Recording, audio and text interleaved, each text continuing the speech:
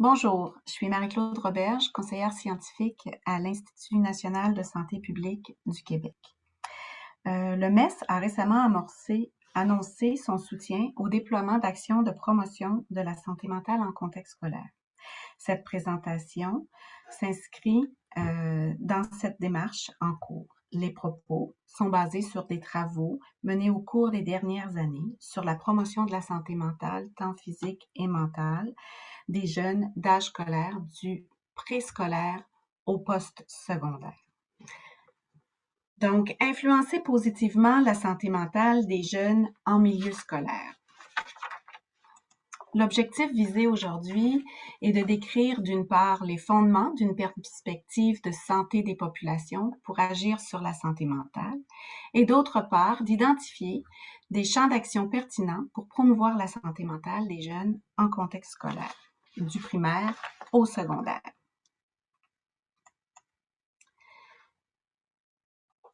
L'adolescence est une période marquée par plusieurs changements qui peuvent constituer pour certains jeunes une source de stress, d'anxiété et d'une moins bonne santé mentale.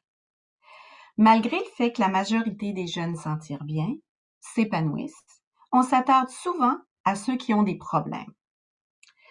Pour les soutenir, les solutions les plus souvent mises de l'avant sont d'accroître l'offre de services psychosociaux et médicaux ou encore de mettre en place une série de mesures compensatoires ou d'accompagnement individuel. On vise donc à réduire l'apparition et l'impact des troubles mentaux. À cette perspective, qui est plus clinique, s'ajoute une perspective de santé publique qui montre que l'amélioration de la santé mentale des jeunes ne peut se limiter aux services d'aide, de soutien psychologique ou de développement d'habiletés au regard de la santé mentale, bien que ces services soient essentiels et cruciaux. On reconnaît que la santé mentale fluctue selon les situations rencontrées et les ressources personnelles, mais aussi matérielles et sociales, disponibles pour y faire face.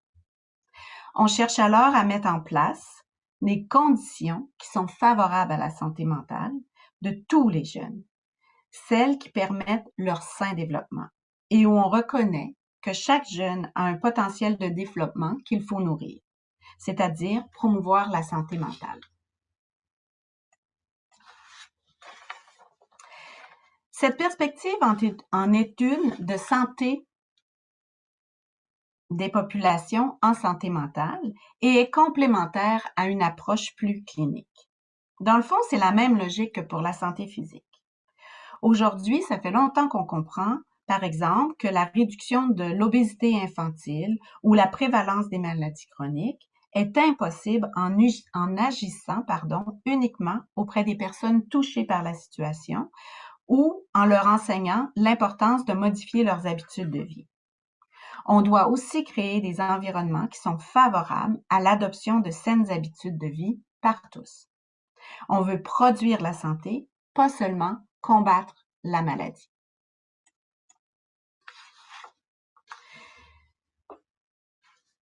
Pour promouvoir la santé mentale, certains fondements sont nécessaires, ce que j'explique présentement. Premièrement, premier fondement, l'importance de distinguer entre la santé mentale et les troubles mentaux. La santé mentale renvoie, elle, aux sentiments positifs à l'égard de la vie, ce qu'on appelle le bien-être émotionnel, avoir des émotions positives, un intérêt et une satisfaction face à la vie.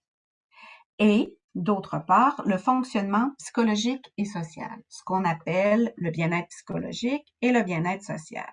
Par exemple, ça veut dire de sentir qu'on peut gérer les responsabilités du quotidien, d'être capable de penser et d'exprimer ses propres idées, d'avoir des relations positives avec les autres qui sont fondées sur la confiance, de sentir qu'on peut vivre des expériences qui nous poussent à grandir, ou encore avoir le sentiment qu'on apporte quelque chose à la société, qu'on appartient à un groupe, que la société permet de nous actualiser, ou encore que les gens autour de nous sont bons. Alors que le trouble mental, lui, renvoie plutôt à une symptomatologie. Ça trace le degré d'incapacité et de détresse associé à des symptômes caractérisés.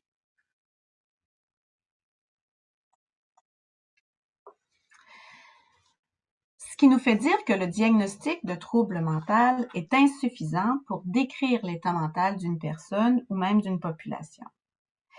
La mesure de la santé mentale est complémentaire à celle des troubles mentaux. D'où l'importance de placer la santé mentale et les troubles mentaux sur deux axes. Le premier, l'axe absence-présence de troubles mentaux, nous montre que même avec un trouble mental, ou la présence d'un trouble mental est compatible avec une bonne santé mentale. Et de l'autre, l'axe santé mentale optimale, minimale. Certains diront santé mentale florissante, languissante.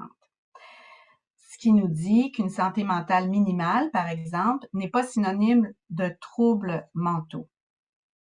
Il y a des jeunes qui n'ont pas un diagnostic de trouble mental, mais qui ne se sentent pas bien.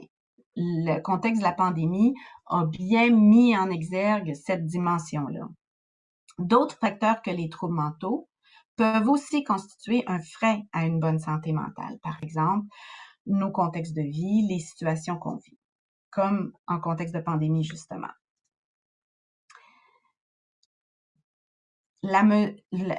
Quand on aborde ces deux dimensions, mais on a une mesure plus complète, de l'état mental.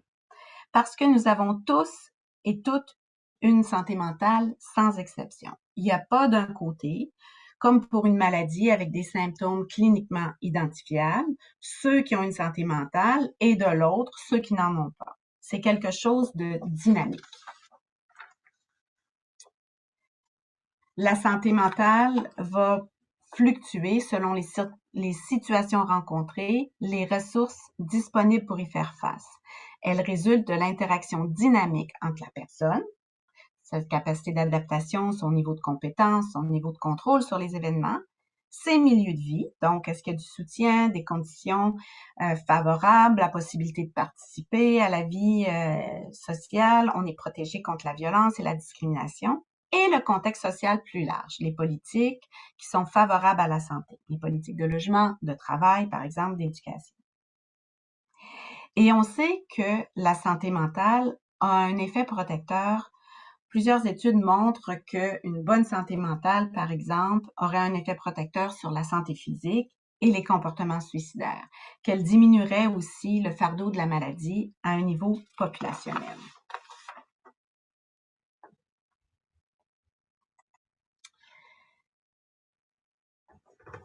Oups, j'avais oublié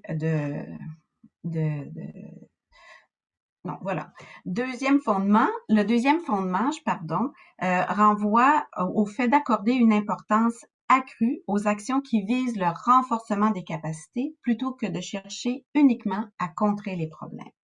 On a tous un potentiel de développement sur lequel il importe de miser. Promouvoir la santé mentale permet d'agir sur les conditions favorables au bien-être émotionnel, psychologique et social des individus.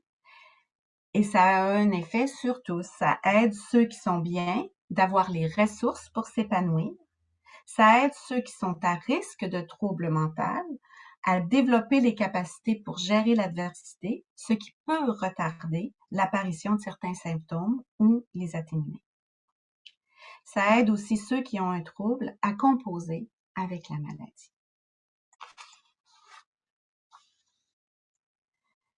Favoriser l'épanouissement de tous, c'est soutenir la capacité d'agir, c'est de permettre aux personnes de poursuivre des objectifs de vie, de faire face aux difficultés et de jouer leur rôle dans la société. C'est pourquoi promouvoir la santé mentale et la préserver devient un objectif à poursuivre indépendamment et des objectifs à réduire les troubles mentaux auxquels elle contribue par ailleurs. L'autre fondement, c'est l'importance d'agir sur l'ensemble des déterminants de la santé mentale et leur distribution. On sait que la santé mentale est influencée par une variété de déterminants à différents niveaux. Ainsi, au niveau structurel, sociétal, les politiques et les normes qui sont équitables, d'aide aux familles, de scolarisation, qui reconnaissent les droits, la reconnaissance juridique des droits, l'équité, l'égalité, l'accès au logement et au transport, ça fait partie des politiques importantes. Dans les milieux de vie, on sait qu'un contexte familial sécurisant, des relations harmonieuses, le soutien des parents, la valorisation de la scolarisation par les parents, par exemple, des conditions de vie matérielles et économiques des parents, la santé physique et mentale des parents, les contextes relationnels sains, des relations amoureuses harmonieuses, des relations entre pairs exempts d'intimidation, l'inclusion par les pairs. On pense aussi à des milieux de vie qui sont sains, sécuritaires, inclusifs, par la qualité de l'environnement bâti et naturel, l'accès au parc, par exemple, des lieux de loisirs, d'échanges, la qualité, la salubrité des bâtiments, des milieux qui sont exempts d'agression et de victimisation, qui valorisent la participation sociale et l'engagement citoyen, des milieux exempts de discrimination et de stigmatisation qui valorisent la diversité et l'identité culturelle. La présence aussi dans les milieux de soutien social, de réseaux sociaux ou aussi des conditions de travail qui sont favorables, sécuritaires, avec une rémunération adéquate, stabilité d'emploi. Au niveau individuel, on sait que les expériences, par exemple, de la petite enfance, les caractéristiques socio-économiques des individus, le niveau de scolarité, le type d'emploi sont des déterminants de la santé mentale. Aussi, nos capacités d'adaptation, nos stratégies d'adaptation permettent de gérer nos émotions, le stress, la réduction, la résolution des situations de problème, notamment. Tous ces déterminants sont inégalement distribués et ont des effets différents aussi. On sait que les politiques vont influencer les opportunités offertes aux individus et ce sont les déterminants qui ont le plus d'effet sur le gradient de santé, donc sur la réduction des inégalités de santé et de santé mentale. Le contexte et les milieux de vie sont hautement importants aussi. On sait que la qualité des milieux de vie influence l'exposition de certains groupes aux facteurs de risque et de protection. Et au niveau individuel, soutenir les jeunes facilite leur développement de compétences. Ça permet de réduire les conséquences de certaines expériences et traumatismes.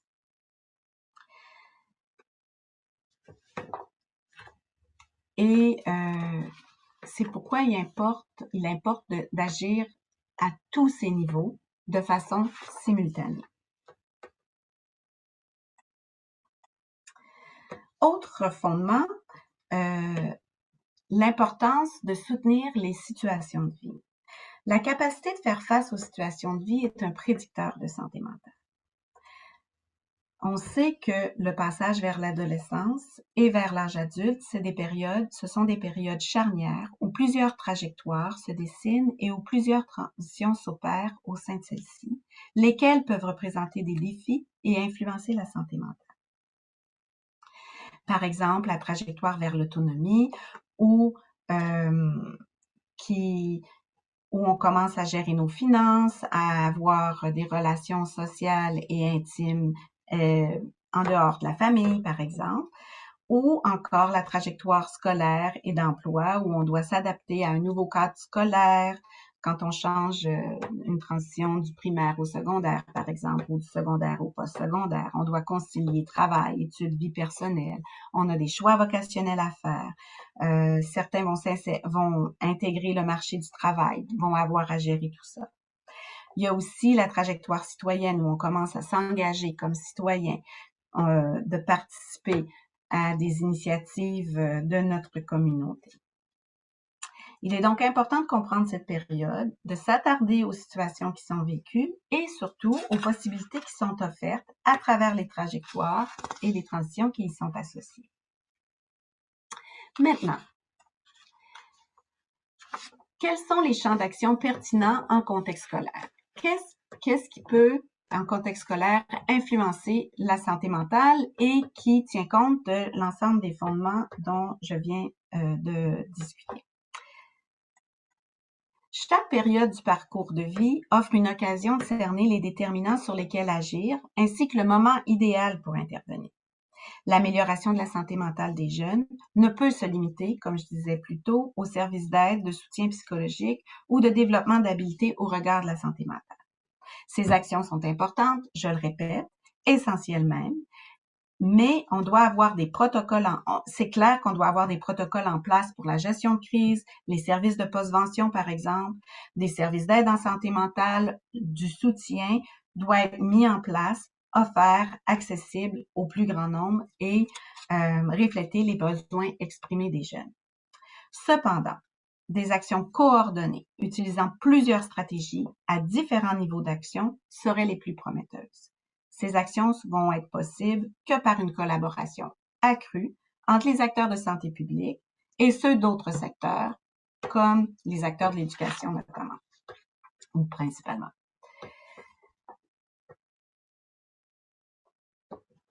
Alors, de quoi parle-t-on? D'abord, des politiques scolaires qui attestent une préoccupation claire pour la santé mentale des jeunes et du personnel. Et ici, je ne parle pas seulement d'une politique de santé mentale, mais des politiques sur l'intimidation, sur la consommation d'alcool, par exemple, qui tiennent compte de la santé mentale.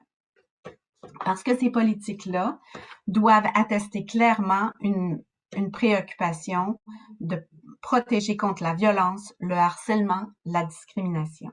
Les politiques aussi d'équité, diversité, d'inclusion, de sécurité culturelle, comme je disais tantôt. D'encadrement de la consommation de substances psychoactives aussi. Au niveau des milieux de vie, on sait que l'école, c'est un milieu de vie propice à la santé mentale.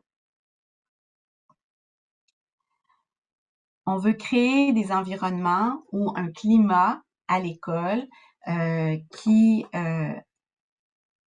offre un soutien au développement global des jeunes, qui permet des relations personnelles ou qui valorise les relations personnelles attentionnées, autant entre les étudiants qu'entre les étudiants et le personnel et entre les membres du personnel aussi. On veut un milieu qui valorise l'engagement des jeunes, qui répond rapidement aux difficultés vécues, dans lequel il y a des acteurs qui sont sensibles à l'ensemble des réalités des jeunes. Alors, vous voyez que plusieurs des actions qui sont déjà en place en milieu scolaire ont ces visées-là et sont favorables à la santé mentale. À l'école, on veut aussi des jeunes qui sont compétents pour relever les défis, ce qui va être promoteur d'une bonne santé mentale. On veut soutenir le développement de compétences personnelles et sociales qui misent sur des situations réalistes, qui offrent des possibilités de pratique et de rétroaction, qui sont aussi ces interventions-là ou ces actions éducatives-là sont jumelées à des interventions au niveau des milieux de vie.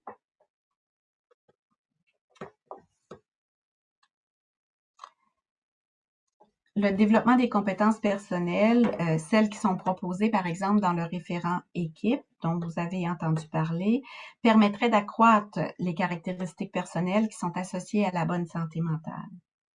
Ces compétences sont aussi associées à la réussite scolaire ainsi qu'à l'insertion en emploi plus tard dans la vie.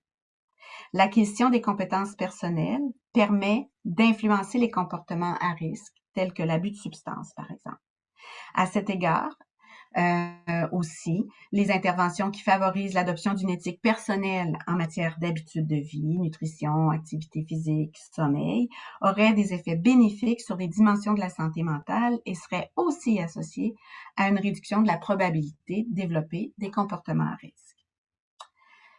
Et concernant les interventions universelles qui visent à susciter la demande d'aide, une recension des facteurs qui influencent la demande d'aide chez les étudiants, par exemple, souligne l'importance de porter une attention pas juste à enseigner aux jeunes comment demander de l'aide, mais aussi aux barrières à la demande d'aide dans l'élaboration des interventions. Est-ce qu'on est capable de reconnaître les besoins d'aide, le contexte et les réseaux sociaux et la sensibilité culturelle et sociale des intervenants pour que les jeunes puissent avoir l'espace de demander de l'aide, par exemple?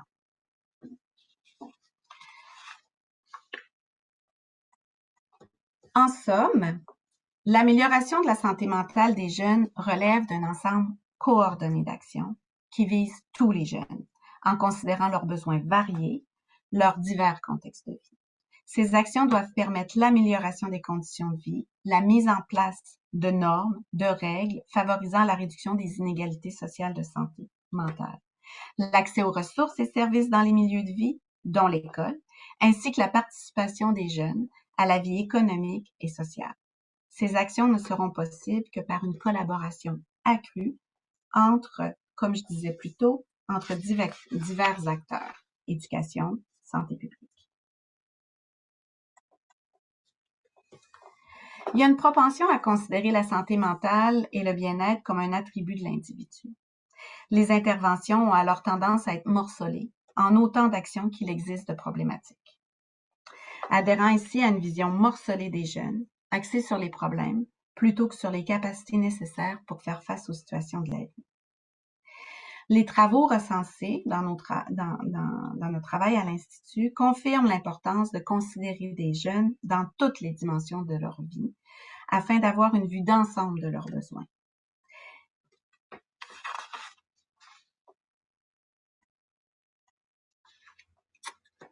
Les actions doivent permettre la capacité de contrôle des jeunes sur leur vie, l'accès à des ressources matérielles et sociales dans les milieux de vie, la possibilité de participer à la vie sociale et économique et la protection contre la discrimination et la violence. En somme, les jeunes vivent différentes situations de vie. Une conception plus holistique des jeunes permet de considérer l'ensemble de leurs besoins. La participation des jeunes, je pense que je l'ai dit à plusieurs reprises, est une condition de succès. Les approches globales et intégrées sont une avenue prometteuse, comme l'approche école en santé en contexte scolaire et le référent équipe qui place les jalons du développement de compétences et des interventions sur les milieux, sur les conditions à mettre en place dans les milieux de vie.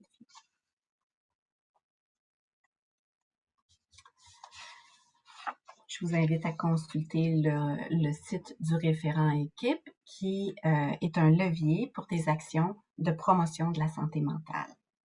Merci beaucoup. Pour en savoir plus, je vous invite aussi à consulter diverses publications sur le site de l'INSPQ. Merci beaucoup.